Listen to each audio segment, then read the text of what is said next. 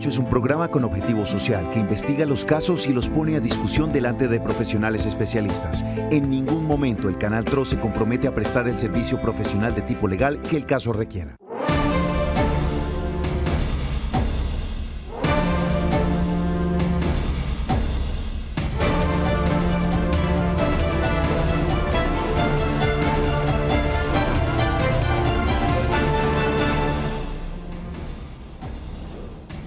Feliz tarde a todos los televidentes que nos sintonizan a esta hora, aquí en el Canal TRO. Programa Actúe en Derecho, programa con responsabilidad social que está directamente ligado a las necesidades jurídicas que tengan todos ustedes, los televidentes del Gran Santander. Martes 13 de octubre, 10º mes del año, y el día de hoy vamos a socializar un tema recurrente que ustedes todo el tiempo lo piden acá en Actúe en Derecho, y es el régimen pensional.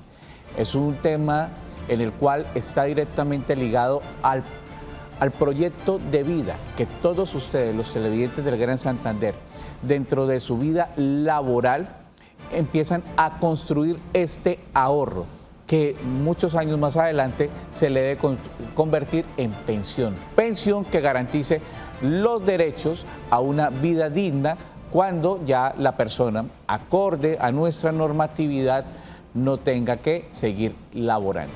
Y para eso hemos invitado a uno de nuestros especialistas el día de hoy, el doctor Jorge Luis Quintero, especialista en Derecho Laboral y Seguridad Social, quien es autoridad en el Oriente Colombiano para socializar este tema. Doctor Jorge Luis, muy buenas tardes y bienvenido a Actúe en Derecho. Gracias, Reinaldo. Un cordial saludo para usted y para todos los televidentes.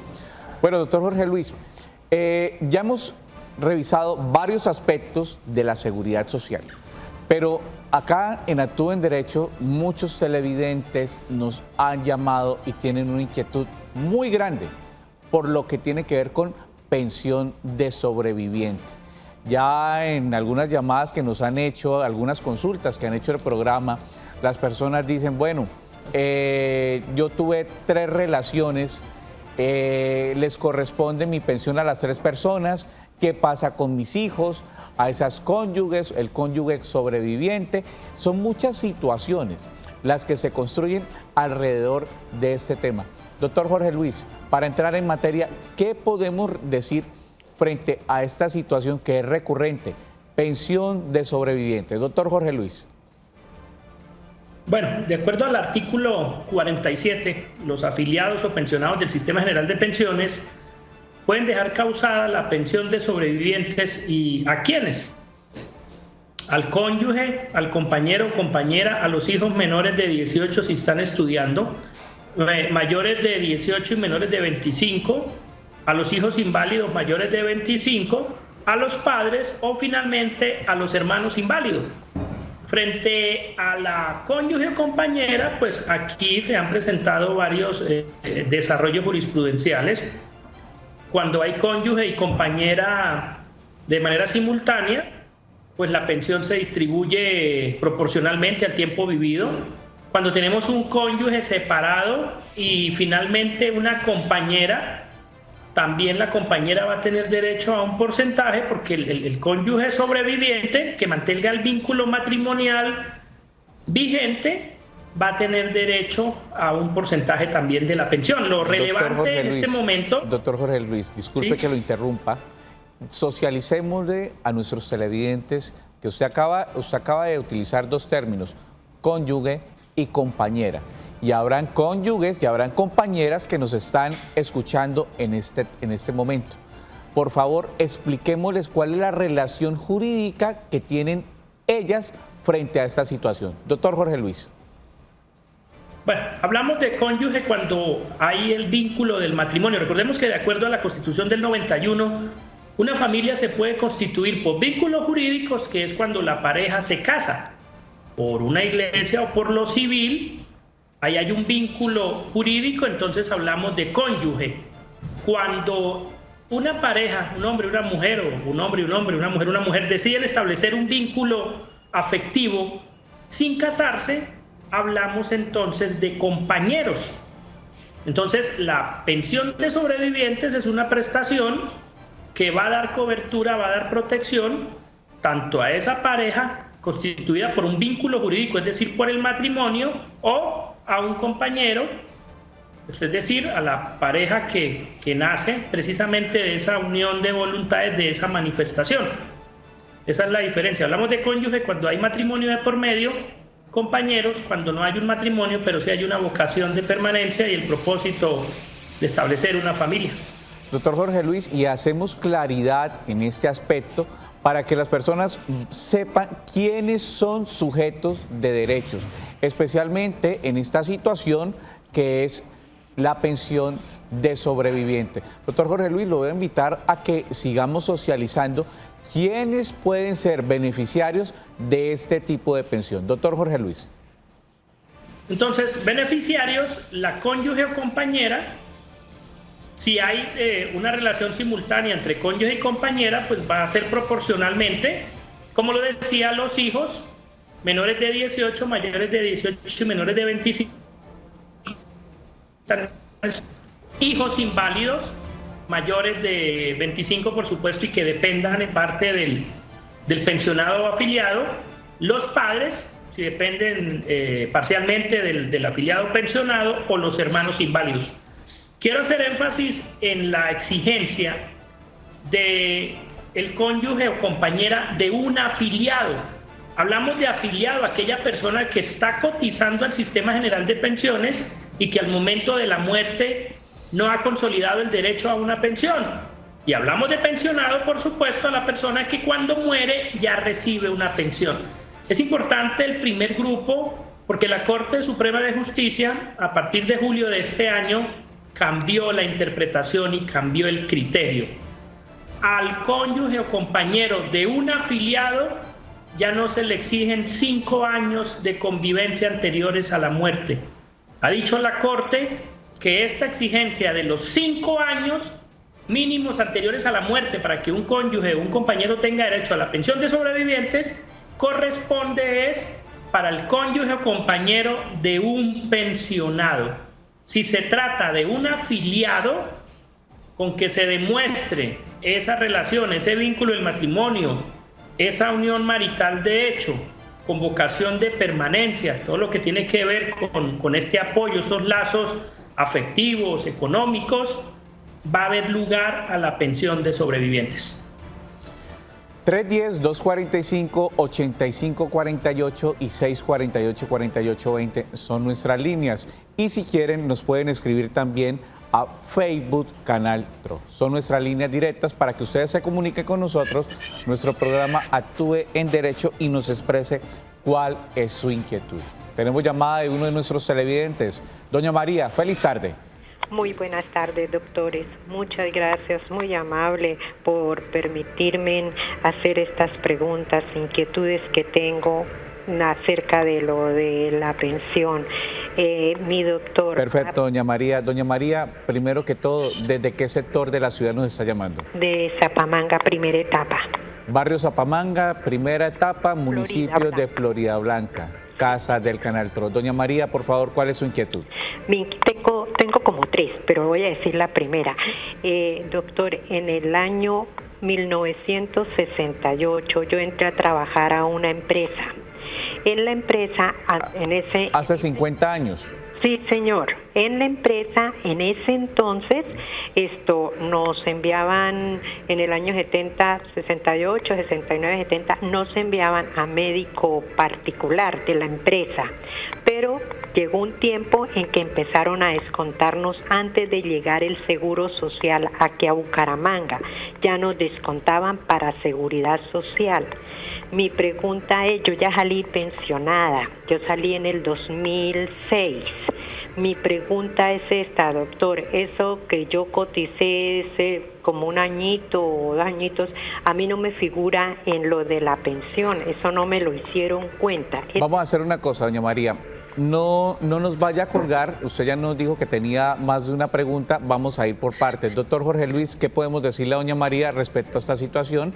Se pensionó ya hace 14 años. María, ¿con cuántas semanas la pensionaron? Con 1.876 semanas. Ok. Entonces, en este caso, María, ese año no va a ser relevante porque si usted fue pensionada en el 2006 por el Seguro Social, imagino por el Seguro Social en su época, ¿verdad? Como lo decía. Entonces, el máximo de semanas a tener en cuenta en aplicación del decreto 758 son 1.250 semanas para que una persona logre el 90%. Cuando una persona en aplicación del régimen de transición supera las 1.250 semanas, ya no van a ser relevantes para lograr mejorar el porcentaje, porque el máximo es del 90%. Bueno, doña María, ¿cuál es su última pregunta, por favor? La otra pregunta es, sí, señora. ¿Qué sucede cuando hay una que va uno a la notaría, tiene problema en la notaría, un embargo, y ese embargo puede llegar para lo de la pensión, a la cuenta donde uno tiene la pensión? O sea que si le pueden embargar su pensión, ¿sí? Sí, por una notaría, en una notaría. En una notaría. Hay una cuenta pendiente, entonces dicen que tienen embargada la pensión, está embargada la cuenta. Doña María, muchísimas gracias por haberse comunicado con nosotros en Actúe en Derecho. Doctor Jorge Luis, ¿qué podemos contestarle a doña María? Doña María, la pensión en principio es inembargable, salvo que el pensionado tome un crédito con descuento directo de la pensión o alguna libranza respecto a la pensión, ¿sí? O que se trate de una reclamación por alimentos. De lo contrario, la pensión no podrá ser embargada. Otro tipo de obligaciones diferentes a libranzas, a créditos amparados con la pensión o alimentos no pueden afectar la pensión. Es inembargable en este sentido. La pensión es un derecho, es inembargable, pero exceptuando las situaciones que nos acaba de exponer el doctor Jorge Luis Quintero. 310-245-8548 son nuestras líneas. Tenemos mensaje de uno de nuestros televidentes.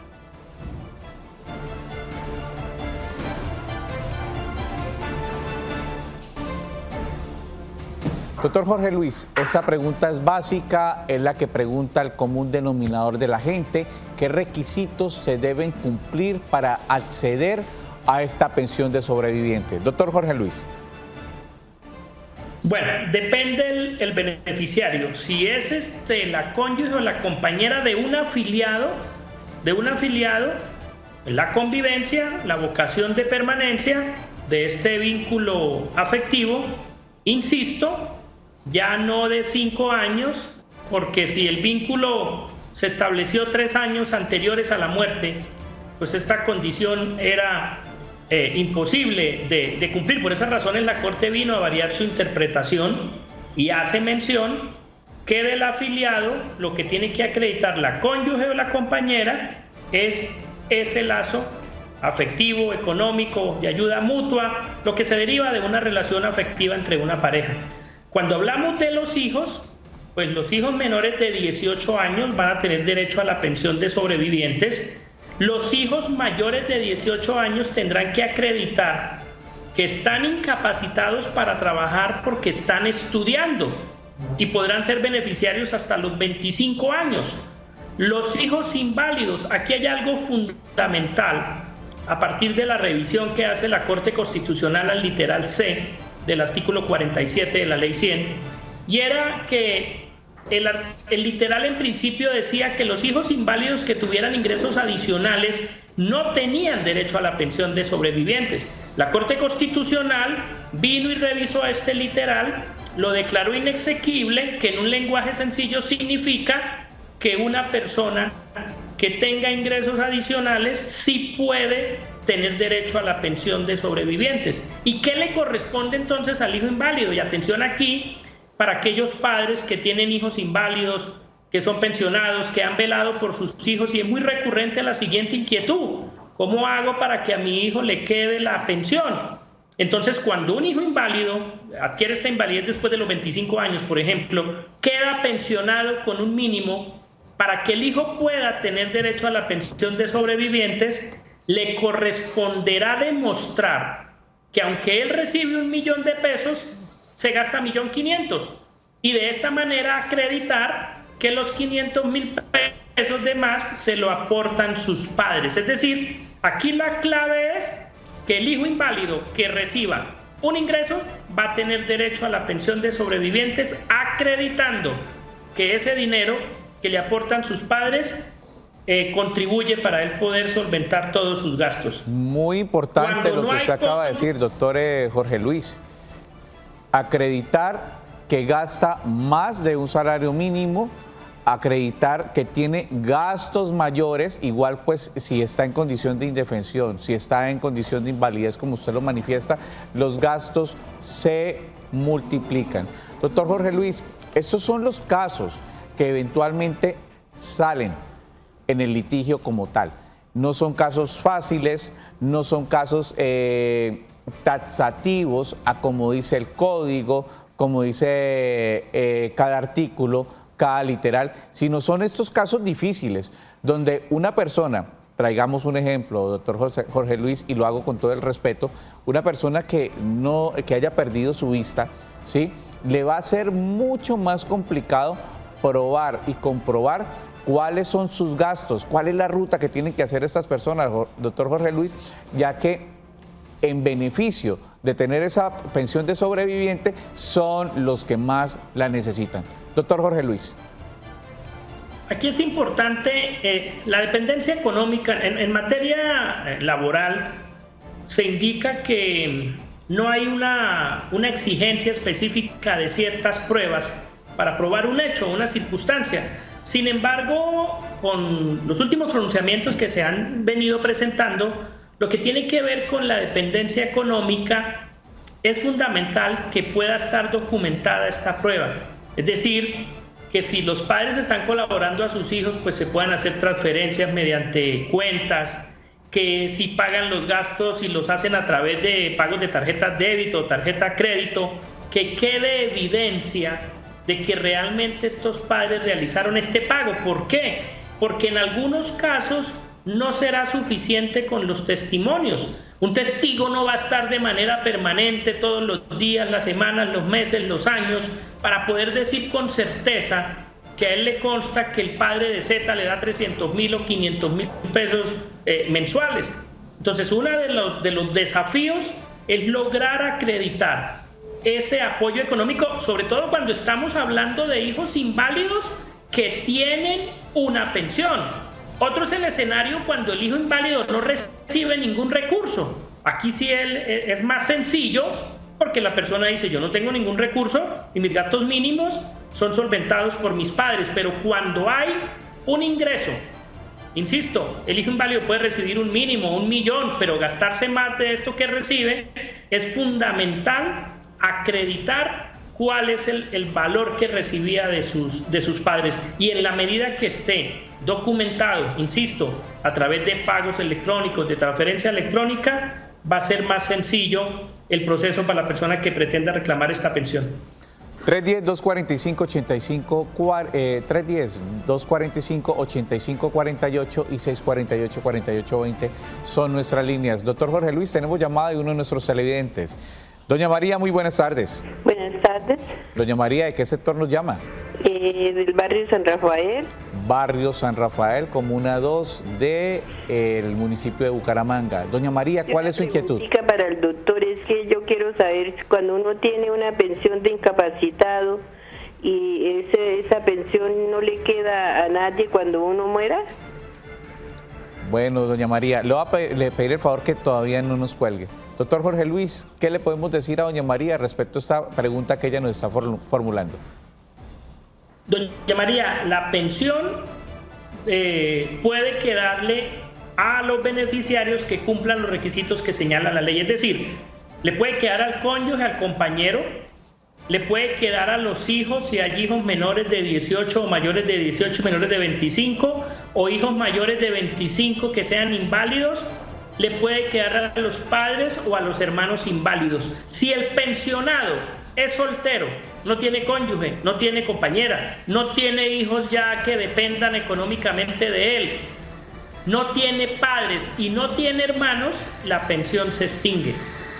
O sea, es necesario para que esa pensión se pueda transmitir que haya beneficiarios en los términos que lo señala la ley. La ley indica en el artículo 47 quiénes son los beneficiarios y, como lo decía Reinaldo, es taxativo. Cuando hablamos de taxativo significa que la ley está diciendo específicamente quiénes pueden acceder a esa pensión. ¿Esto qué nos muestra? Que no puede llegar el pensionado y decir yo le quiero dejar mi pensión a mi mejor amigo porque él me acompañó toda la vida. No, la ley es la que indica quiénes son los posibles beneficiarios, y si este listado queda agotado y no hay beneficiarios, pues se extingue este derecho que venía recibiendo el pensionado. 310-245-8548 y 648-4820 son nuestras líneas. Doctor Jorge Luis, tenemos un mensaje de uno de nuestros televidentes. Y el mensaje dice así: si el afiliado no reúne los requisitos para acceder a la pensión de invalidez por riesgo común, ¿tiene derecho a otra clase de prestación? Voy a volver a repetir la pregunta, doctor Jorge Luis. Si el afiliado no reúne los requisitos para acceder a la pensión de invalidez por riesgo común, ¿tiene derecho a otra prestación? Doctor Jorge Luis. La respuesta es sí. Si la persona se encuentra afiliada al régimen de prima media con prestación definida, que es el que administra Colpensiones, y es declarada inválida, no cumple requisitos para esta pensión, va a tener derecho a la indemnización sustitutiva. O si la persona que es declarada inválida no cumple requisitos, se encuentra afiliada al régimen de ahorro individual con solidaridad, es decir, el que administran las administradoras de fondo de pensiones, si la persona no cumple requisitos para la pensión de invalidez, tiene derecho a que le devuelvan el saldo acreditado en su cuenta de ahorro pensional. Que es la, a la indemnización sustitutiva, a la devolución del saldo. La indemnización sustitutiva, sí señor. Doctor Jorge Luis, tenemos mensajes de nuestros televidentes que nos sintonizan a través de Facebook Canal Tro. Buenas tardes, mi nombre es Daniel Tarazona, tengo 54 años y 1.350 semanas cotizadas, 1.350 semanas. En Colpensiones, mi pregunta es, si hubiere una reforma pensional, ¿me afectaría para pensionar, ya que hice una proyección y me pensionaría en el año 2029? Muchas gracias. Doctor Jorge Luis, ¿qué podemos decirle a nuestro televidente que nos sintoniza a través de Facebook Canal Tro? En principio diría que no, y partiendo de la historia, cuando hay modificaciones en materia de pensión, es decir, cuando se establecen leyes que cambian los requisitos, que incrementan la edad o incrementan las semanas, hay una figura que se llama el régimen de transición. Y la transición en materia jurídica significa que a ciertas personas les permiten pensionarse con las normas derogadas por la nueva ley. Por ejemplo, lo que sucedió con la Ley 100. Antes de la Ley 100, una persona se podía pensionar con 500 semanas, mujeres 55 años y hombres 60. Entonces, cuando vino a entrar la Ley 100, a las personas que reunieron unas condiciones les permitieron seguirse pensionando con estos requisitos. A las nuevas personas que ya no estaban cubiertas por el régimen de transición les empezaron a exigir 1000 semanas en cualquier tiempo, por ejemplo. Entonces, en este caso, el televidente que tiene más de 40 años, que ya tiene las semanas mínimas para pensión de vejez, de establecerse una reforma, van a consagrar un nuevo régimen de transición y, de acuerdo a las legislaciones anteriores, esta persona quedaría cobijada por ese régimen de transición, pudiéndose pensionar con 62 años y 1.300 semanas. Es decir, no le serían variadas las condiciones porque ya estamos frente a una expectativa legítima. Ya no estamos frente a una mera expectativa, sino es una expectativa legítima. ¿Qué significa esto en un lenguaje sencillo? Que la persona ya está muy cerca de pensionarse porque está a pocos años y ya ha cumplido con el número de semanas mínimas. Cuestión diferente es una persona de 25 años que tiene 2 años de cotizaciones y está a 40 o 37 años. Esta persona tiene una mera expectativa Y a estas personas es las que la ley les puede decir, señor de 25, señorita de 29, usted ya no se me va a pensionar a los 57 años y con 1.300 semanas, sino usted se va a pensionar hombre a los 65, mujer a los 60 y con 1.500 semanas, por citar un ejemplo. Bueno, hay que estar muy pendientes de estas nuevas reformas, de estas nuevas dinámicas que pues evidentemente con las transformaciones sociales que hemos tenido en los últimos 7 meses son absolutamente necesarias, pero esperemos, doctor Jorge Luis, que esto se dé a través del principio de la progresividad, es decir, para mejorar las condiciones de los pensionados o las personas que, como usted bien lo dijo, tienen la expectativa de adquirir este derecho. Vamos a nuestra primera pausa comercial. Vamos a pedirle el favor a la señora Sandra que nos espere en la línea. Apenas lleguemos de nuestro primer corte de comerciales, recibimos su llamada, recibimos su inquietud y seguimos socializando este importante tema, régimen pensional. Ya regresamos.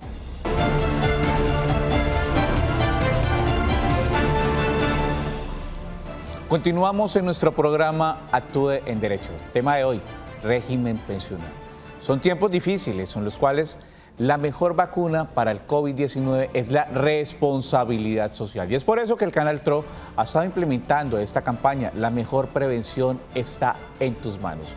Prevención frente al COVID-19. Primero, lávese las manos con agua y jabón. Segundo, evita tocar ojos y boca. Tercero, usa tapabocas. Cuarto, evita el contacto físico. Quinto, procura guardar distancia. Y sexto, limpia la superficie de los objetos. Campaña del Canal TRO, la mejor prevención está en tus manos. Prevención frente al COVID-19.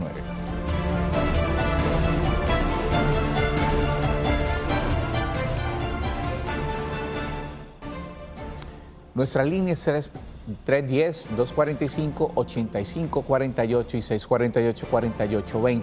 Muy buenas tardes, tenemos televidente en línea. Buenas tardes. Doña Sandra, muy buenas tardes. ¿Cuál es su inquietud, doña Sandra? Para preguntarle al doctor, lo que pasa es que yo tengo una hermana que ella pagaba la pensión por prosperar. El gobierno le subsidió 800 semanas, ¿sí? Y ella aparece como o sea, le quería pasar la pensión por invalidez. Pero entonces yo ya le pasé los papeles a Colpensiones y todo y me la calificaron con 53.1. Pero entonces me le dieron la fecha de estructuración en la fecha de nacimiento. Ella sufre ataques de epilepsia, tiene discapacidad en una mano porque se quemó y tiene pérdida del dedo meñique. Entonces ya la Junta Regional me mandaron a pasar los papeles a la Junta Regional, los pasamos y la Junta Regional me le dio fecha de estructuración de cuando ella tenía 7 años y esa fecha no me sirve, entonces yo ahí ¿qué debo hacer? Doña Sandra, le voy a pedir el favor que todavía no nos cuelgue, sé que el doctor Jorge Luis nos va a pedir información adicional. Doctor Jorge Luis, ¿qué podemos decir ante esta situación? Ok, miren, cuando se califica la pérdida de capacidad laboral, lo que tiene que ver con la fecha de estructuración se documenta de la historia clínica. Es decir, la fecha de estructuración no es una situación que la pueda colocar de manera caprichosa al calificador, ni que el calificado pueda pedir dónde es que le conviene. De acuerdo a la historia clínica, se podrá establecer a partir de qué momento la persona perdió la capacidad laboral. Lo que sí ha enseñado la experiencia, y por lo menos a mí me lo ha mostrado, es que en algunos casos las mismas entidades que reconocen la prestación económica pues vienen y califican y colocan la fecha más conveniente para ellos para no pagar una prestación. Pero aquí usted indica que ya fue a la Junta Regional.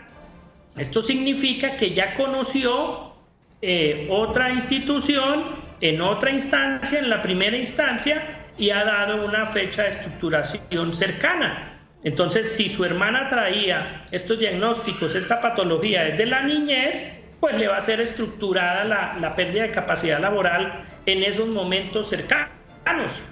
Sería necesario revisar si hay otro tipo de diagnóstico que permita establecer que la fecha no corresponde ni al nacimiento ni a los 7 años, sino en otro momento. ¿Cuántos años tiene su hermana?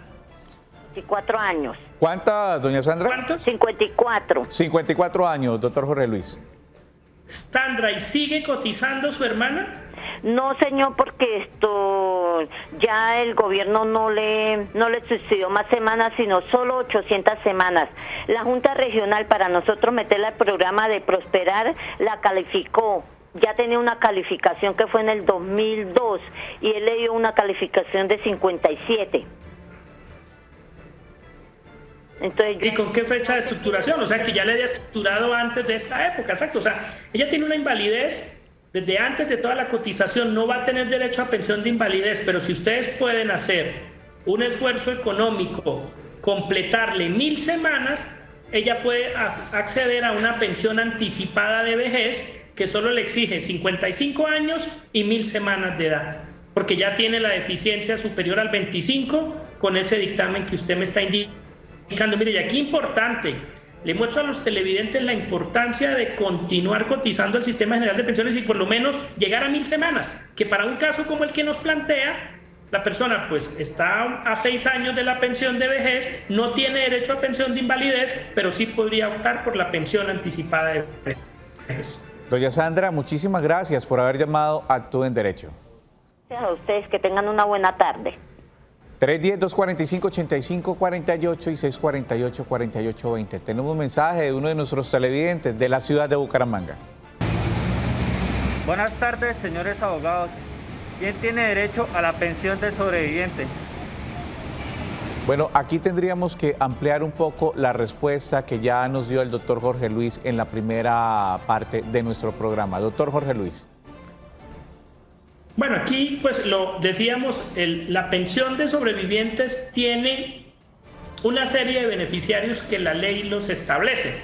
Decimos que en el Sistema General de Pensiones, la cónyuge o compañero, hijos menores de 18 años, mayores de 18 y menores de 25 que estén estudiando, mayores de 25 si son inválidos, padres o hermanos inválidos, haciendo la siguiente precisión, Reinaldo, que si hay un compañero o cónyuge con hijos beneficiarios, el resto de personas no pueden ser incluidos. Es decir, la prelación la tienen los hijos. Exacto, o el cónyuge. Si la prelación la tienen hijos y cónyuge.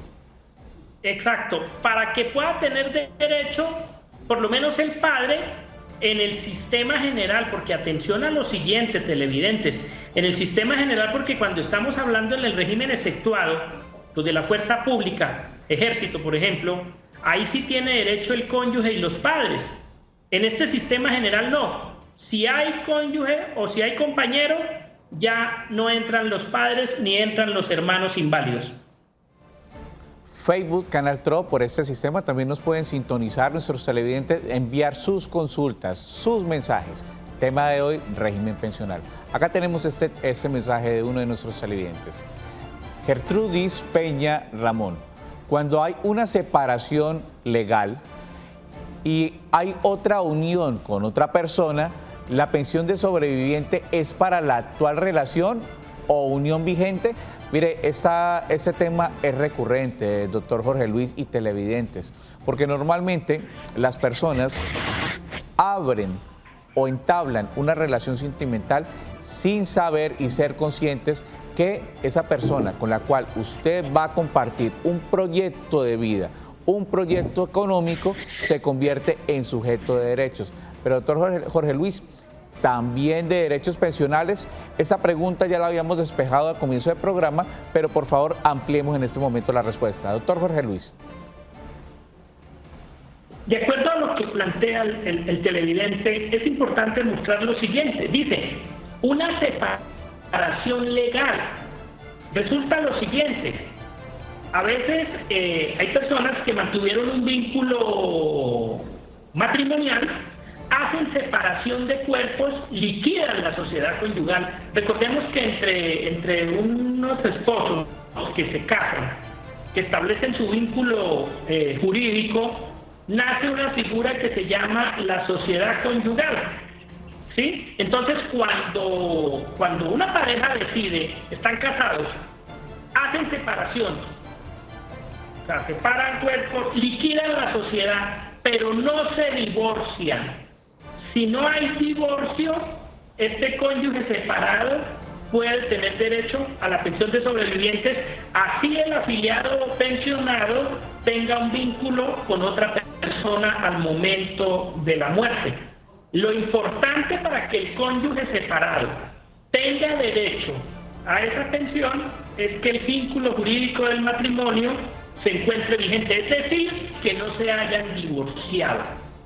Porque hablamos de divorcio cuando hay un vínculo jurídico que nace del matrimonio. Mire lo importante que usted acaba de decir, doctor.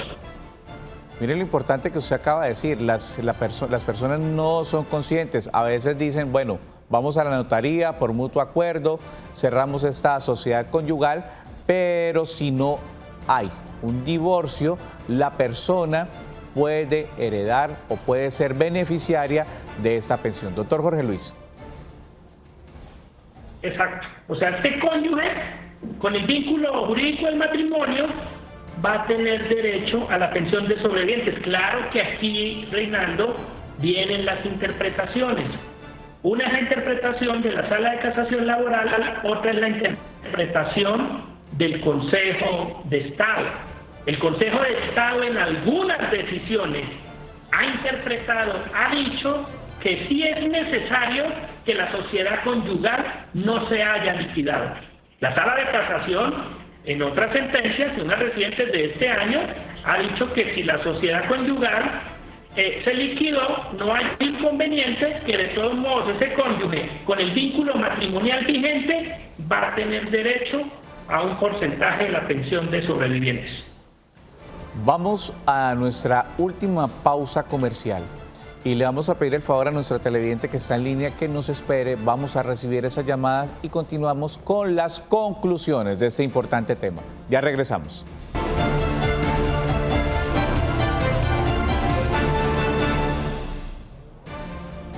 Continuamos en nuestro programa Actúe en Derecho. 310-245-8548 y 648-4820 son nuestras líneas. Tenemos al evidente en línea. Muy buenas tardes. Buenas tardes. Buenas tardes. ¿Con quién tenemos el gusto? Manuel García. Don Manuel García, muy buenas tardes. ¿De qué sector nos llama, don Manuel?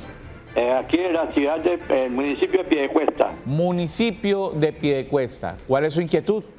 Que quería hacer una consulta al doctor sobre el aspecto de los pagos de las incapacidades por cuenta del Seguro Social, ¿sí? ¿Aló? ¿De las incapacidades por parte de la EPS?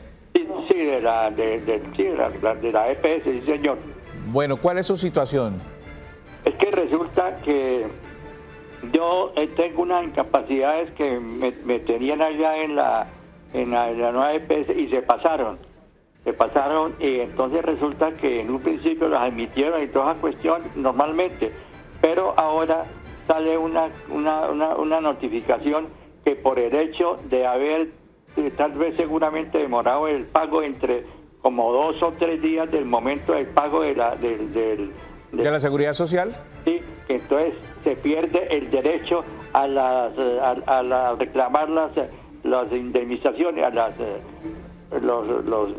las incapacidades. Sí, señor. Don Manuel, ¿cuántos años tiene usted?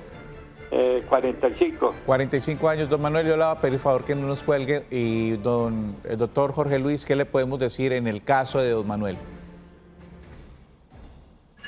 Bueno, Manuel, si cuando usted reclamó las incapacidades ya se había puesto al día con el pago de los aportes a la seguridad social y los respectivos intereses, no hay lugar a que le nieguen el pago. Esta situación varió a partir del año 2015. Uno de los decretos reglamentarios, precisamente en este sentido, que indica que si cuando la persona reclame las incapacidades ya ha pagado la cotización y los intereses, va a tener derecho. Un panorama era diferente antes de la reglamentación del 2015, porque, por ejemplo, si se pagaba de manera extemporánea, Al momento en que se fuera a reclamar, si se encontraban estos registros, en principio negaban el pago de las incapacidades. Y ahí fue cuando la Corte Constitucional desarrolló una figura que se llamaba el allanamiento a la mora, que simplemente significaba que cuando la entidad no era diligente en el recaudo, no podía ir a decirle: oiga, ciudadano, usted me pagó tarde y yo guardé silencio, y ahora que usted me viene a reclamar una incapacidad, yo se la voy a negar. Entonces, si en su caso, cuando usted radica la incapacidad, ya se encuentra al día, ha pagado la cotización y los intereses, no hay lugar a que le nieguen este pago. Si le están negando de esta manera, puede interponer una acción de tutela y lograr el pago de las incapacidades. Recurrir a un juez constitucional, que no es la idea de que un derechos fundamentales que han sido constitucionalizados tengan que ser exigidos y tengan derecho a ellos las personas a través de la vía de la acción de tutela. 310-245-8548 y 648-4820 son nuestras líneas. Este tema es recurrente, tema muy importante para todos ustedes. Normalmente este tema es de los más solicitados en nuestro programa Actúe en Derecho, y vemos, doctor Jorge Luis, que las personas tienen muchas inquietudes, muchas situaciones por solucionar respecto a este tema de régimen laboral. También nos pueden escribir por nuestra página, nuestro portal de Facebook, Canal TRO. Aquí tenemos uno de esos mensajes. Doña Nieve Ocampo, por favor, ¿qué se puede hacer para reclamar el bono pensional a los 57 años y no a los 60 años, hablando del caso de las mujeres? ¿Se está estudiando alguna modificación de esta ley? Doctor Jorge Luis. Nieves, y para las demás televidentes, porque pues esto es un caso relacionado con las mujeres por la redención del bono a los 60. Cuando una mujer no tiene de 57 años y le van a hacer la devolución, bueno, pensional, estamos dentro de un contexto de régimen de ahorro individual. La mujer tiene derecho a que le paguen su bono pensional sin esperar a los 60 años. Los decretos reglamentarios en este sentido son lo que sucede, que algunas administradoras del fondo de pensiones salen con este argumento, no hacen el trámite y dilatan el pago hasta los 60 años. Bueno, no es así. Perfecto. Constitucionales donde se ordena usted paga. Bueno, vamos a esperar un momento a poder normalizar la comunicación con el doctor Jorge Luis. Pues tenemos que entender que con esto de la virtualidad dependemos de este sistema. A veces la comunicación no es óptima, no es la misma, y lo que queremos es darle la mejor asesoría a ustedes, los televidentes del Gran Santander, y como lo dice mi compañera de programa, mi compañera de programa, la doctora Marlene Murcia, darle a ustedes esos primeros auxilios jurídicos que ustedes necesitan. No son consultas amplias, son consultas de 3, 4 minutos en las que ustedes pueden tener una orientación de cuál es la ruta que pueden tener para poder acceder a estos derechos. El tema de hoy, día de hoy, derechos laborales. Y pues uno de los temas que es de amplio recorrido en este tema pensional y laboral es el de la pensión de sobreviviente, y fue el primer tema que socializamos el día de hoy en nuestro programa. 310-245-8548 y 648-4820 son nuestras líneas. Tenemos llamada de uno de nuestros televidentes. Doña Norma, muy buenas tardes. ¿Cómo está, doctor Reinaldo? Buenas tardes. Buenas tardes, doña Norma. Doña Norma, ¿de qué sector nos llama? De Altos de Bellavista. Altos de Bellavista. Doña Norma, ¿cuál es su inquietud? Pues tengo dos preguntitas para el doctor Jorge Luis. Si vienen esas modificaciones a la parte pensional, por ejemplo, en el caso mío, que tengo 56 años. ¿Cuánto tiempo lleva cotizando, doña Norma? ¿Cómo? ¿Cuánto tiempo lleva cotizando? Por eso, llevo cotizando, tengo 1.100 semanas. Ok, sí, señora. Tengo 56 años. 56 años. Yo estoy cotizando por Colombia Mayor. Entonces, esas modificaciones de la pensión me afectarían a mí, que en el caso de que a mí me falten 2 o 3 años apenas para pensionarme, y por ejemplo yo tuve un accidente de una rodilla y esa rodilla a mí me quedó con un dolor terrible porque a mí me pusieron tornillos y todo. Yo nunca he pasado, yo sí he ido a consultas y todo de que esa pierna me quedó doliendo y todo, pero nunca me han mandado así como para... Nunca la han calificado. Pudieran pensionar antes de tiempo. Nunca la han calificado. Ya. ¿Cómo? Perdón. Nunca la han calificado, doña Norma. No, nunca me he hecho calificar ni nada por mi pierna. Entonces mi pregunta es esa, si llegado el caso que hubiesen esas modificaciones, a mí me afectaría de que ya casi estoy a puertas de pensionarme, y si en caso de mi rodilla yo podría también hacerme calificar para ver si de pronto eso me ayudaría para pensionarme antes. Esas son mis preguntas. Le agradezco mucho al doctor Jorge Luis y a usted, doctor Reinaldo. Muchas gracias, doña Norma. Le vamos a pedir el favor que no nos cuelgue. Es posible que necesitamos un dato adicional respecto a su situación, respecto a su caso. Doctor Jorge Luis.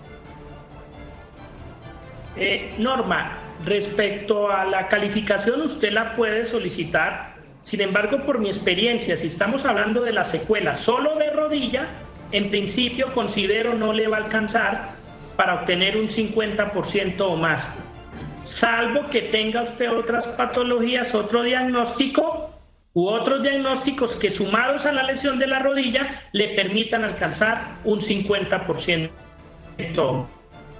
Sin embargo, esta acción no tiene ningún costo, solicítesela a Colpensiones y puede revisar pues de cuánto sería esta calificación. En cuanto a su segundo interrogante, si se presenta alguna modificación, considero que a usted le van a respetar las condiciones para pensionarse con la ley vigente, que es la ley que le exige 57 años y 1.300 semanas. Ahora, atención a su situación.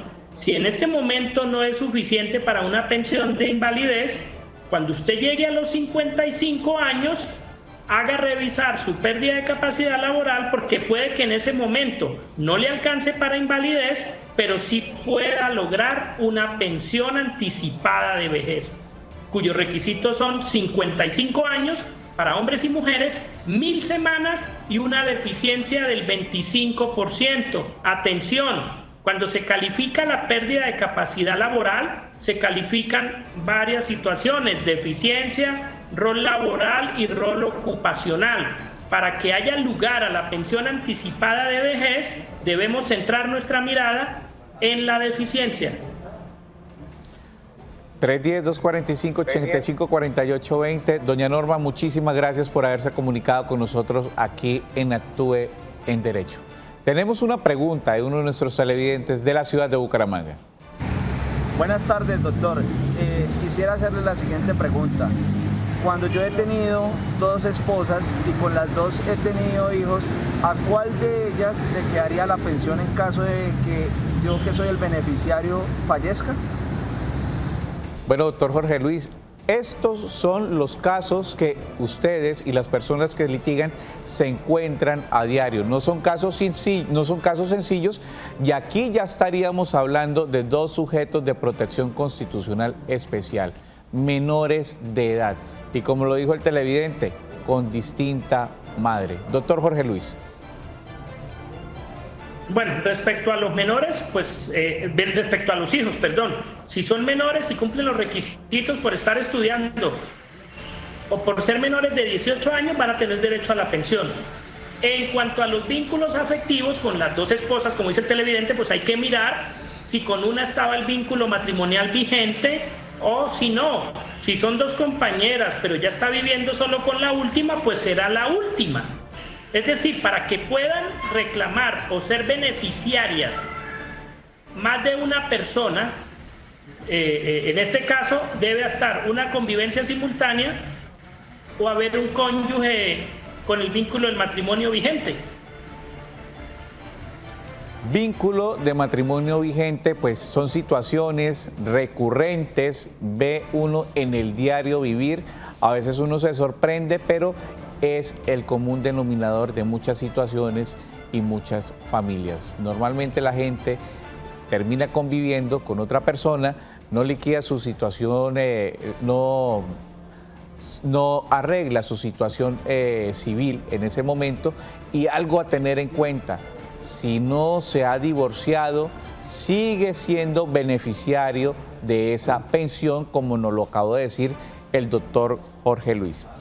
Vamos a ver un mensaje de nuestros televidentes que nos envían por nuestro portal Facebook Canal Tro.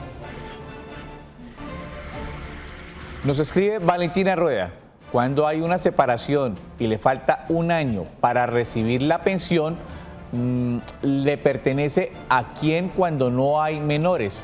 Yo creo que esa pregunta nos la está haciendo es una dama. Doctor Jorge Luis. Aquí lo decimos, si hay una compañera al momento en que se reclama la pensión y hay una cónyuge con el vínculo matrimonial vigente, en un momento determinado podrán tener derecho las dos. Ahora, atención a lo siguiente, aquí está diciendo de una persona que vaya a recibir ya una pensión. Recordemos que al pensionado, para que los sobrevivientes del pensionado tengan derecho, aquí sí le corresponde a la compañera y a la cónyuge acreditar esos 5 años anteriores a la muerte del causante, de la persona que es pensionada, porque la exigencia de los 5 años se relevó respecto a los beneficiarios de los afiliados. Modificaciones de las cuales pues siempre estamos muy atentos y de ponerlos a ustedes, los televidentes de Gran Santander, al tanto de qué ruta es la que hay que utilizar, cuál es la ruta jurídica y cuáles son los primeros auxilios jurídicos que les podemos dar acá en su programa Actúe en Derecho. Doctor Jorge Luis, muchísimas gracias por habernos acompañado hoy nuevamente en Actúe en Derecho, su casa. A usted, Reinaldo, gracias. Los televidentes me pueden seguir a través de mi página www.jorgeluisquinterogomez.com o en mi canal de YouTube. Muchas gracias. Feliz tarde. Rápidamente, doctor Jorge Luis, su número celular. 317-664-4314. www.jorgeluisquinterogomez.com, canal de YouTube jorgeluisquinterogomez.com. Y todos ustedes continúen con toda nuestra programación. A continuación, Tacones en la Mano. Feliz tarde.